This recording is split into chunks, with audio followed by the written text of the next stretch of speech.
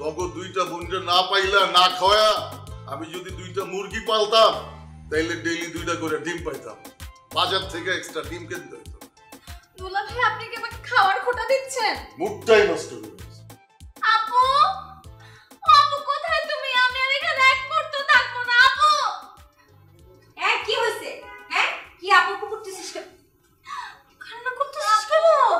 দুলা ভাই আমাকে খাওয়ার খোটা দিয়েছে, বলছে আমাকে না খাওয়ায় যদি দুইটা ছাগল পালতো, তুই ছাগল নাকি ওনাকে দুলা ভাই করে ডাকতো। তোমার এত বড় সাহস, তুমি আমার বোনকে এই খোটা দিছো?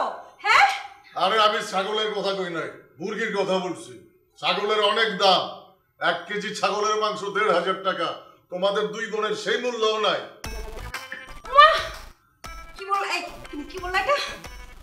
আমি আর তোমার সংসারে থাকবো না। একটা ছাগলের সাথে তুমি আমার তুলনা করো আমার স্বামী হয়ে? আমি আর তোমার সংসারে থাকবো না, তো আমি করবো না তোমার সংসার। ঠিক আছে, তুমি করো না, ডিভোর্স লেটার লিখা চলে যাও, আলবিদা, যাও।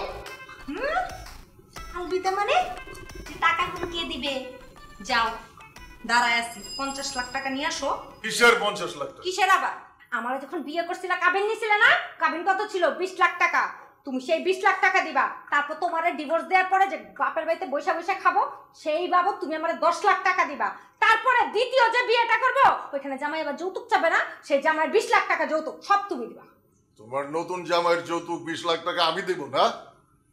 বিয়ের পর থেকে তুমি যে আমার সাথে 7 বছরের সংসার করছো, এই 7 বছরে আমি হিসাব করে দেখছি মিনিমাম 70 লাখ টাকা তোমার পিছনে আমার খরচ হয়েছে। চিকিৎসা খরচ, খাওয়াইছি, বাসা ভাড়া সব মিলায়া।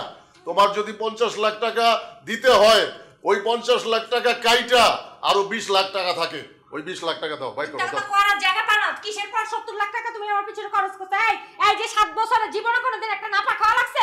আমি অসুস্থ হইছি, তোমার ঘরে যে কাজের মানুষ একটা দিন না, তোমার ঘরে সব কাজ আমি করি, এগুলো চোখে দেখো না? কতখান থেকে তোমার আমি বাঁচাইছি। আর কি বলো, পার্লারে কয়দিন যায়? 3 মাস পর একবার পার্লারে যাই, পার্লারে খরচ তো ঠিক মতো দাও না, আবার বড় বড় খোটা মারতে আসছে।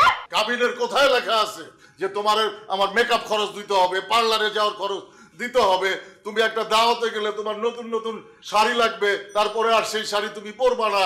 ফেসবুকে একটা ছবি দেওয়ার লেগে যে কাপড়টা পরে তুমি ছবি দিবা, সেটা দেওয়ার পরে ওইটা বাদ হয়ে যাবে। এরকম কি লেখা আছে? দেখাও আমারে, দেখাও। আপু বাদ দাও তো, তুমি পারবা না দুলা ভাইয়ের সাথে। আসছিলাম একটা গুরুত্বপূর্ণ খবর দিতে, সেটা না শুনে আমাদের অপমান করতেছে। কি গুরুত্বপূর্ণ খবর রে বোন? তুমি জানো আপু, ওই চম্পাকলি আছে না, ও টাকা দিয়ে ভোট কিনতেছে। কি বললি? চম্পাকলি ভোট কিনতেছে? তাহলে কি বলতেছি, এরকম ঘরে বসে না নির্বাচনে জিততে পারবা না, টাকা দিয়ে ভোট কিনতে হবে। তুমি এক কাজ করো, আমাদেরকে এখনই টাকা দাও, আমরা গোপনে মহিলা ভোট কিনবো। সরি শালিকা, আমি তোমারে ভুল বুঝছি, আমারে মাফ করে দাও। বউ, আমাদের আর বসে থাকার সময় নাই, আমাদের ভোট কিনতে হবে, যেভাবেই হোক। এই অ্যাপার্টমেন্টের সভাপতি আমার হইতেই হবে। আচ্ছা এখনই টাকা দাও, আমরা এখনই যাবো, মহিলাদের সাথে কথা বলবো। আচ্ছা আমি দিতেছি।